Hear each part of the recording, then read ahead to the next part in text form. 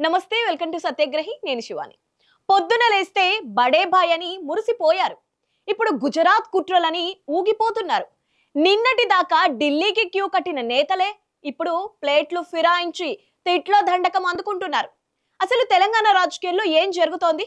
కాంగ్రెస్ ముఖ్యమంత్రి రేవంత్ రెడ్డికి ఒక్కసారిగా మోదీ అసలు రూపం బోధపడిందా, లేక తన స్వార్థం దెబ్బతింటేనే ఈ నిరసన గలం బయటకొచ్చిందా? ఇవాళ మనం మాట్లాడుకోబోయేది ఈ టాపిక్ గురించి. స్కిప్ చేయకుండా చివరి దాకా ఖచ్చితంగా వాచ్ చేయండి.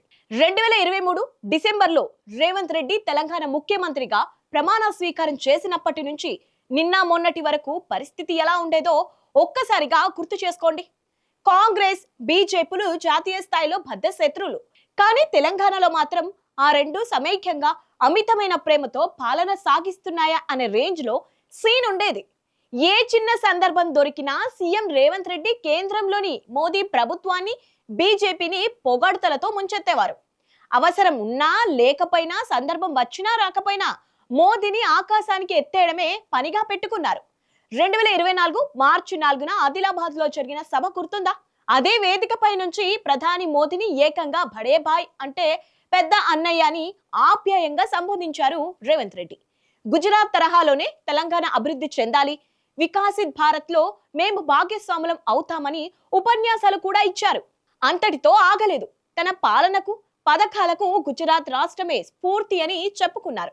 ఒకానొక సందర్భంలో ప్రధాని మోదీ సికింద్రాబాద్ మహాంకాళి అమ్మవారిని దర్శించుకొని ట్వీట్ చేస్తే మన సీఎం దాన్ని రీట్వీట్ చేస్తూ ప్రధానిపై తనకున్న అమితమైన ప్రేమను చాటుకున్నారు. తెలంగాణకు కొత్త గవర్నర్ గా జిష్ణుదేవ్ వర్మ నియామకం జరిగినప్పుడు కూడా ప్రధాని మోదీ ఫోన్ చేసిన వెంటనే రేవంత్ కూడా ఫోన్ చేసి స్వాగతం పలికారని గవర్నరే స్వయంగా చెప్పారు. ఇటీవల హైదరాబాద్ వచ్చిన మోదీ తనతో కలిసి నడవాలని ఆహ్వానిస్తే రేవంత్ ముసిముసి నవ్వులు నవ్వడం కూడా మనం చూసాం. గత 2.5 ఏళ్లుగా రేవంత్ రెడ్డి కేంద్ర ప్రభుత్వానికి ఒక రకంగా జీ హుజూర్ అన్నట్టుగానే వ్యవహరించారు.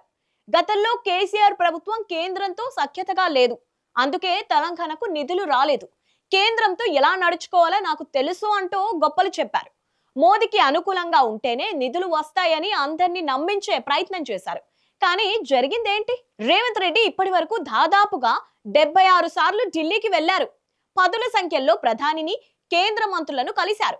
ఎన్డీఏ భాగస్వామి పక్షాలతో కలిసి విందులు ఆస్వాదించారు. ప్రాజెక్టులు ఇవ్వండి, నిధులు కేటాయించండి అని పదే పదే అడిగారు. కానీ ప్రతిసారి ఖాళీ చేతులతోనే తిరిగి వచ్చారు. అయినా సరే ఇన్ని రోజులు రేవంత్ రెడ్డికి కేంద్రం చూపిస్తున్న వివక్ష కనిపించలేదు. తెలంగాణకు జరుగుతున్న అన్యాయం గుర్తుకు రాలేదు. పైగా జాతీయ స్థాయిలో కాంగ్రెస్ అధిష్టానం బీజేపీపై పోరాడుతుంటే రేవంత్ రెడ్డి మాత్రం బీజేపీని ఒక రక్షణ కవచంలా వాడుకుంటున్నారని విశ్లేషకులు భావించారు. తనపై ఉన్న పాత కేసుల నుంచి తప్పించుకోవడానికి రేవంత్ ఈ బడే బాయ్ పాట పాడుతున్నారని కాంగ్రెస్ సీనియర్లు సైతం చిల్లి పెద్దలకు ఫిర్యాదులు చేశారు. కానీ రేవంత్ మాత్రం అవేవి పట్టించుకోకుండా మోదీ భజన కొనసాగిస్తూనే వచ్చారు. మరి అలాంటి రేవంత్ రెడ్డి సోమవారం ఒక్కసారిగా ప్రెస్ మీట్ పెట్టి మోదీపై, బీజేపీపై, గుజరాత్ మోడల్ పై ఎందుకు విరుచుకుపడ్డారు? అకస్మాత్తుగా ఆ ప్రేమంతా ఏమైపోయింది? దీనికి అసలు కారణం సీఎం రేవంత్ రెడ్డి అమెరికా పర్యటనకు కేంద్ర ప్రభుత్వం అనుమతి నిరాకరించడమే. తన పర్యటనకు కేంద్రం బ్రేక్ వేసేసరికి రేవంత్ కి ఒక్కసారిగా కోపం నరనరాలకు పాకింది. వెంటనే మీడియా ముందుకు వచ్చి గుజరాత్ కుట్రలు అంటూ ఊగిపోయారు. మోదీ ప్రభుత్వం తెలంగాణపై కుట్రలు చేస్తోందని, వివక్ష చూపుతోందని విమర్శల దాడి మొదలు పెట్టారు. ఇక్కడే పొలిటికల్ అనలిస్టులు, సీనియర్ రాజకీయవేత్తలు కొన్ని ప్రశ్నలు వేస్తున్నారు. 76 సార్లు ఢిల్లీకి వెళ్లి 10 సార్లు కేంద్ర మంత్రులను కలిసి ఉత్త చేతులతో తిరిగి వచ్చినప్పుడు రేవంత్ రెడ్డికి కేంద్ర వివక్ష గుర్తుకు రాలేదా? ప్రాజెక్టులు ఇవ్వమని, నిధులు కేటాయించాలని ఎన్నిసార్లు మొత్తుకున్నా పట్టించుకోనప్పుడు తెలంగాణకు ద్రోహం జరుగుతోందని అనిపించలేదా? మోదీని బడే బాయ్ అని పొగిడినన్ని రోజులు ఆయన గుజరాతీ అని గుర్తుకు రాలేదా? కేవలం తన అమెరికా పర్యటనను అడ్డుకున్నారని స్వార్థంతోనే ఇప్పుడు గుజరాత్ మోడల్ ను దూషిస్తున్నారా? ఇప్పుడు అసలు నిజ స్వరూపం బయటపడి తత్వం బోధపడిందా అని ప్రశ్నిస్తున్నారు.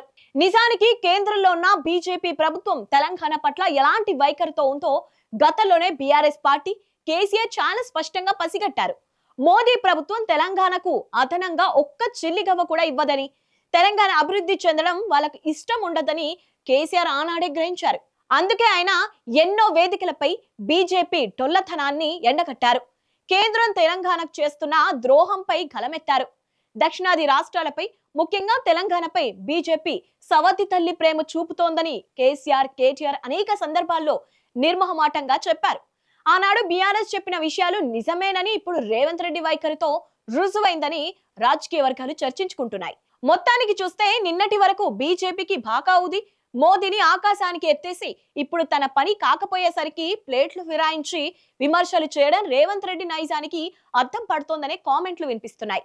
రాష్ట్ర అభివృద్ధి కోసం కేంద్రంతో పోరాటం వేరు, తన పర్యటనలు స్వప్రయోజనాలు దెబ్బతిన్నప్పుడు మాత్రం విమర్శలు గుప్పించడం వేరు. రేవంత్ రెడ్డి ఇప్పటికైనా తెలంగాణ హక్కుల కోసం నిలబడతారా, లేక ఇది కేవలం తాత్కాలిక రాజకీయ డ్రామానా అనే దానిపై మీ అభిప్రాయం ఏంటో కింద కామెంట్ సెక్షన్ లో ఖచ్చితంగా తెలియజేయండి. ఈ వీడియో నచ్చినట్టయితే లైక్ చేయండి, షేర్ చేయండి. ఇలాంటి పొలిటికల్ అప్డేట్స్ కోసం మా సత్యాగ్రహి ఛానల్ ఇప్పుడే సబ్స్క్రైబ్ చేసుకోండి.